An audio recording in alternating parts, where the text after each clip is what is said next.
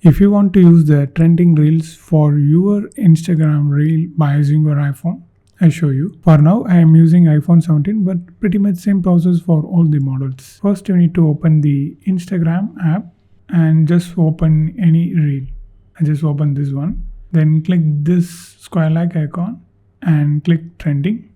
Here you can see the trending audios. This is popular with your followers. This is overall trending. You just select anyone. I just select the first reel audio and click the save option. In case if you haven't saved this option, there is another way you can do that. You need to watch this video or watch the video till end. At the end screen, I will provide that video link.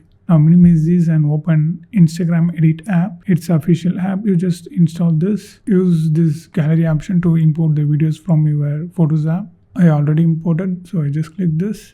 Here you can see the audio option. If you doesn't see, you just click this option, audio saved. So here is the audio, saved audio. Just click and arrow mark.